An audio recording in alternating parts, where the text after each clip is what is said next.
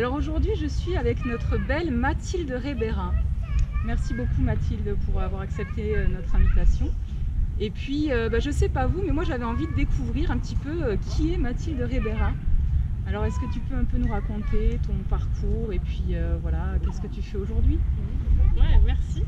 Bonjour à tous et puis merci Maëva de me proposer ce temps de partage. Déjà, je suis très contente et très honorée d'être là avec toi, de te rencontrer et puis de partager ce moment. Je t'ai rencontré, je pense, je suis un peu du mal avec le temps, mais il y a peut-être 2 ans ou 1 an et demi, 2 ans sur Facebook. Et j'aime encore te suivre régulièrement, donc je suis contente d'être là. Moi aussi. Je me souviens, moi, la première photo que j'avais vue de toi, je fais une petite parenthèse, mais parce que ça m'a marqué, c'est cette photo où tu es avec les singes autour de toi. Et ça m'a vraiment tilté parce que c'est quelque chose que j'aurais adoré vivre, et le fait de te voir l'avoir vécu, ça m'avait vraiment apporté du baume au cœur, et puis je te l'avais partagé, et puis après j'ai suivi aussi tes publications, tes beaux textes, voilà. Plaisir partagé. Super. Bon, je vais essayer de un peu me présenter, puis de faire un peu un raccourci. C'est vrai qu'on peut tout de suite s'étendre. C'est ça, dans plein de choses, et je pense qu'on a tous des parcours riches et plein de choses. Moi, depuis petite, j'étais quand même assez connectée, on va dire, en tant qu'enfant, un peu aux choses, au monde du subtil, de l'invisible. Et après, très rapidement, jeune, c'était la nature. J'étais passionnée par la nature, les animaux, c'était vraiment quelque chose que j'adorais. Les singes. Voilà, les singes, donc tous les animaux. Et puis, du coup, j'ai fait des études en environnement. Je me suis lancée dans ça. Alors, j'étais pas partie du tout pour faire des études longues parce que ça me plaisait pas, mais la vie a fait que, du coup, j'ai fait quand même un master en environnement. Et puis après le master, quand j'ai arrêté, j'ai voulu voyager. Ça m'a aussi voyager, rencontrer justement les différents paysages, les différentes cultures, toute cette richesse en fait qu'il y avait aussi dans le monde. Ça m'appelait, et donc déjà rien qu'en master 2, déjà j'ai pu réaliser mon stage à Madagascar. Donc j'ai fait une étude sur une espèce de reptile unique, enfin endémique à l'île et protégée. Après ça, je suis partie du coup en Guinée avec les chimpanzés, dont la fameuse photo. Je suis entourée de chimpanzés, j'en ai dans les bras. Ouais. Voilà, donc j'étais restée combien de temps là-bas? Alors pratiquement 6 mois. Ah, quand même. Ouais. C'était vraiment un beau souvenir, non? Ouais, c'était vraiment des temps très riches, aussi bien avec l'humain, même s'il y a eu des choses pas faciles, aussi bien avec l'humain qu'avec les chimpanzés, parce que c'est vraiment, je suis rentrée dans une autre dimension. Les chimpanzés, ils ont vraiment un côté très humain, et c'est très troublant par moments. On a l'impression vraiment de se retrouver avec, dans leur comportement, dans leur façon d'être. C'est très et ils ont des comportements à faire des caprices, à se rouler par terre, à pleurer, à rire. Comme des enfants en fait. Et oui, vraiment comme des enfants. Donc on sent qu'ils ont toute cette intelligence aussi émotionnelle. Et du coup, c'est vraiment beau. Et j'étais vraiment en joie de vivre ça. C'était un de mes rêves, l'Afrique. En plus, j'étais très connectée à l'Afrique. Donc j'étais très heureuse de pouvoir vivre ce rêve, de voyager et de passer du temps là-bas avec les chimpanzés et puis toute cette belle nature. Après ça, j'ai travaillé pendant 1 an dans une association où j'étais chargée de mission biodiversité. C'est-à-dire que je faisais des inventaires faunistiques et floristiques. D'accord. Et après, du coup, des comptes rendus aux maires et aux élus des villes auxquelles je faisais ça. Et puis, c'est dans ce même temps, en fait, je me suis rendu compte que déjà que mon rêve de protéger l'environnement, de pouvoir contribuer, et il y avait un décalage entre ce qui était proposé par la société. C'était beaucoup plus aussi au niveau financier, l'argent. Est-ce que le projet est-ce qu'il rapportait assez d'argent, est-ce que c'était intéressant au niveau plutôt politique, voilà. Donc il y avait plein de choses qui faisaient que c'était vraiment un décalage entre mes aspirations et mon rêve. Et tout de suite j'ai pu rencontrer aussi le fait qu'il y avait vraiment des conflits, que ce soit en master 2 ou après, pendant cette année où j'ai travaillé dans l'environnement de cette association. au niveau dans les humains, enfin, entre les humains, qu'il y avait des conflits entre les directeurs, les collègues, des tensions. Énormément. Ouais. Moi aussi qui suis aide-soignante, enfin qui a travaillé dans les hôpitaux, énormément de conflits. Ouais. Et du coup, voilà, quand je me suis reliée à ça, c'était pas joyeux, je vivais mal en fait. Ces conflits, c'était aussi douloureux, pour même si c'était pas directement. Et le fait qu'il y ait des gens qui même aillent en arrêt maladie. L'ambiance, quoi. Voilà, c'est ça. Et je me suis dit non, il y a quelque chose qui ça le fait pas. Et je me dis comment on peut être tourné vers l'environnement si déjà entre humains, c'est déjà ils se respectent pas, il n'y a pas une sorte d'harmonie. Comment on peut être apprendre l'harmonie avec la nature et les autres. Donc je me suis tournée, à ce moment-là, je découvre la communication non violente. Et voilà, ça a fait waouh. Voilà, c'était un livre alors que tu as lu? Alors au début, je suis tombée sur des vidéos d'Isabelle Padovani. D'accord. Et du coup, quand je l'ai vu faire, se connecter, voilà, je me dis waouh, elle a une façon de se relier aux êtres, de se connecter, je trouve ça beau. Et j'ai envie de vivre ça moi aussi dans mes relations, j'ai envie de vivre cette joie, cette harmonie, cette connexion. Et du coup, je suis partie finalement sur un travail aussi sur moi, ça m'a amené parce que j'ai voulu après me former pour devenir accompagnatrice individuelle en communication non violente. Donc j'ai entrepris aussi un travail sur moi-même. Et voilà, la communication non violente, c'est aussi la relation aux autres, mais déjà aussi la relation avec soi-même. Est-ce qu'on entretient de la paix en soi? Et est-ce que du coup cette paix on peut la partager aux autres? Mais est-ce que déjà en soi, est-ce que c'est commencé quoi? Donc ça a été vraiment un long parcours. En parallèle de ça, j'étais intéressée par tout ce qui est enseignement de non-dualité, tout ce qui est autour de l'unité, aussi du chamanisme, parce que déjà depuis plusieurs années j'étais aussi intéressée un peu par le chamanisme, le fait que ça ramène la nature à travers aussi des voyages, des guérisons. J'ai fait du voyage au tambour, des îles de sudation, j'étais très connectée à la nature enfant et du coup ça c'est ça, oui, c'est ce que tu disais tout à l'heure. Donc c'est revenu en fait dans cette deuxième partie de ta vie finalement quand tu as décidé de changer de chemin et de te réorienter sur le chemin qui te correspondait quoi finalement. Ouais, de faire quelque chose qui soit, enfin en tout cas, aligné entre j'aime la nature, mais au niveau des humains. Et enfin, je trouvais qu'avec moi-même, c'était le manque de confiance. Je trouvais que dans les relations, c'est pas toujours aussi fluide.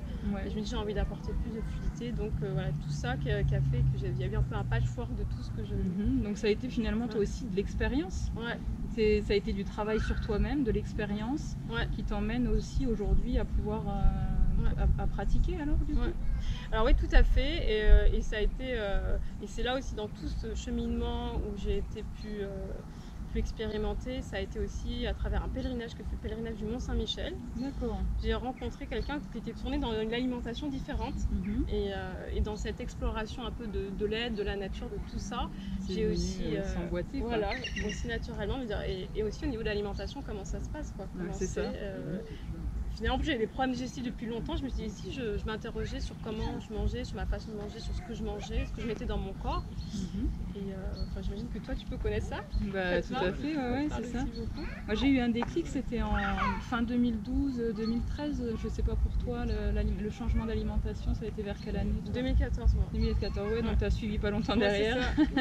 Mais ça a été un déclic. Il y a vraiment une... Mais en fait, c'est surtout comment dire, c'est pas seulement l'alimentation en fait. Quand on commence, toi ça a été un chemin qui est venu par là et puis après hop tout le reste s'est ouvert. Et bien moi ça a été l'alimentation et hop après tout le reste s'ouvre aussi. Donc c'est vraiment pas que l'alimentation, c'est effectivement protéger la nature, c'est plein de choses. Protéger son être aussi de l'environnement extérieur qui peut être agressif. Savoir se respecter, savoir s'aimer, savoir... Je pense que... Ça t'intègre vraiment dans une dimension de prendre soin de soi. Et quand on prend soin de soi, quand on se respecte, on a envie aussi de prendre soin après, naturellement, par expansion des autres, de la nature, de là où on vit, du lieu. Donc voilà, moi aussi j'ai pu expérimenter cette alimentation aussi. Et ça a été vraiment aussi... ça a été vraiment... Parce que moi j'étais aussi un peu, je pense comme toi, quand on parlait un peu dans tes vidéos, que je suis partie pendant plus d'1 an où j'étais frugivore crudivore un peu strict parce que c'était vraiment aussi... tu avais besoin aussi de t'immerger. L'expérience en fait vraiment. Pour pouvoir la comprendre réellement dans son intégrité, le mieux c'est de encore être immergé dedans quoi. Et c'est pas faire des entre guillemets des erreurs dans le sens où il y a des choses qui n'étaient pas adaptées, et qu'il a fallu passer par des choses où c'était pas vraiment ça. C'est vrai qu'avec le recul, moi ce que je conseille aux gens maintenant, c'est quand même d'y aller doucement, parce que c'est vrai que pour moi, je sais pas pour toi, ça a été quand même assez brutal. Voilà, mais c'est vrai que c'est un chemin qui est très très intéressant, l'alimentation vivante. Mais encore une fois, c'est pas que la nourriture, c'est aussi prendre soin de son sommeil, de prendre soin de tellement de choses. C'est vraiment pas que l'alimentation. C'est ça, c'est vraiment de prendre d'une manière globale, générale, et que ça vient sans. Mais ce qui, moi, ça m'a aussi beaucoup ouvert au niveau plus physique, parce que j'étais partie plus dans la spiritualité, des choses un peu plus. Pas forcément mentales, mais voilà, un peu plus dans l'esprit. Et là, je suis revenue, ça m'a permis aussi de revenir dans le corps. C'était aussi vraiment bien. Je trouvais que ça faisait un peu un équilibre. Et revenir dans son corps, voilà, le temps de sommeil, ce que je mets sur moi aussi, tout à fait, des cosmétiques, ou ça peut être des shampoings. Enfin, je suis passée par plein de tests de ce qui me convenait le mieux, de ce qui est aussi en lien avec mes valeurs. Puis c'est continuellement en évolution aussi, ça bouge tout le temps, c'est en fonction du temps, en fonction des gens, en fonction de ses émotions. C'est très très variable, quoi. Et c'est vrai que plus ça va, et du coup aujourd'hui je me dis, il n'y a pas un truc qui correspond immédiatement à un instant T, qui va pour tout le monde. Chacun va expérimenter sa méthode, ce qui lui convient dans l'instant, et c'est ça, je trouve que c'est beau, parce qu'en fait c'est une expérimentation à chaque instant, parce que ça bouge, ça change, et qu'en fonction de nos parcours, de nos histoires, de notre façon d'être, de fonctionner, de notre personnalité, de nos pensées, voilà. C'est aussi une alimentation, c'est ça. Comment on se nourrit, c'est ça. Et tout ça, ça fait que c'est unique, donc c'est vrai que c'est à chacun d'aller. Je pense que c'est une rencontre avec soi-même en plus, c'est une rencontre qui évolue, comme tu disais, en permanence, quoi, à chaque instant. Qui bouge tout le temps. D'une saison à l'autre. Donc et du coup aujourd'hui, qu'est-ce que tu proposes alors aux personnes? Alors aujourd'hui, après tout ce chemin, et encore, comme tu dis, je suis encore... On y est tout le temps dedans, même moi encore. Voilà.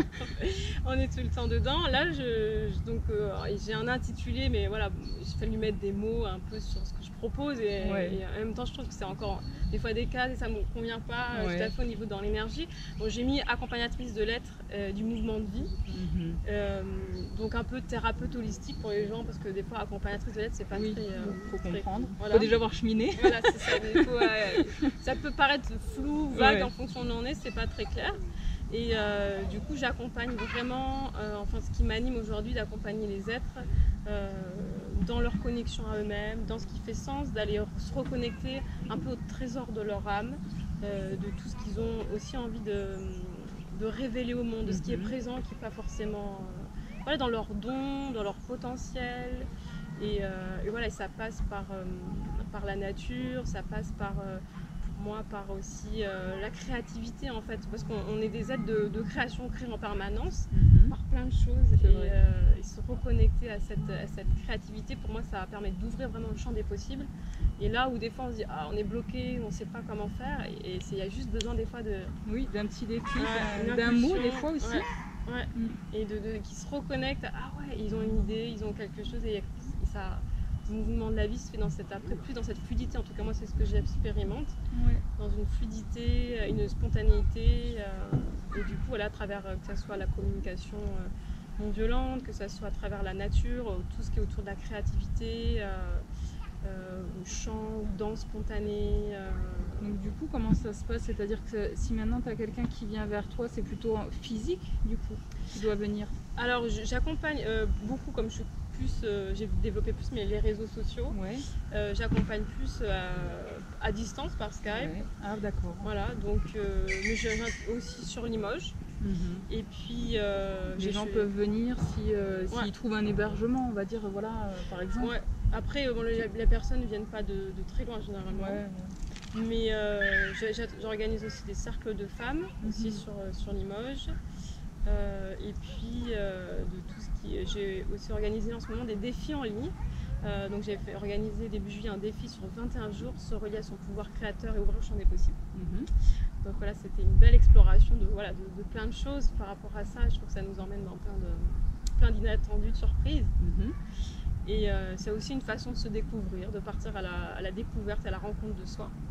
Et puis là, un défi sur 8 jours en amour de soi, plutôt pour la semaine prochaine, que je vais lancer ça en fin de semaine prochaine.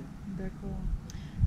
Et aussi par par Skype aussi. Alors ça sera, je crée un groupe Facebook. Ouais. Et après comme ça je peux faire des lives. Sur chaque journée il y a une thématique, il y a des exercices, des pistes de réflexion. Ouais. Et puis les gens t'es là peuvent tous les partager. jours quoi avec nous en fait. Ça, voilà. Carrément. Les gens peuvent du coup partager dans un groupe, il y a aussi l'énergie du groupe, voilà, chacun partage ce qu'il vit, où il en est, ça peut aussi comme ça. Et puis ça crée des liens aussi. C'est bien. Je te remercie beaucoup Mathilde pour ce beau partage. Et puis je vous invite tous à rejoindre Mathilde sur son Facebook. Est-ce que tu as un site internet peut-être pas? Si, j'ai un site internet qui est un peu long à dire. Ouais, sinon je le marque dessus. Voilà, sinon il y a Mathilde Rebera, accompagnatrice de lettres pour ma page Facebook professionnelle. Ouais. Ou Mathilde Rebera pour ma page perso. Voilà. Donc, et puis après il y a les liens vers mes sites, vers mon site on mettra sous la vidéo. Voilà, on pourra mettre sur la vidéo. Ok. Super. Merci beaucoup. Merci à toi.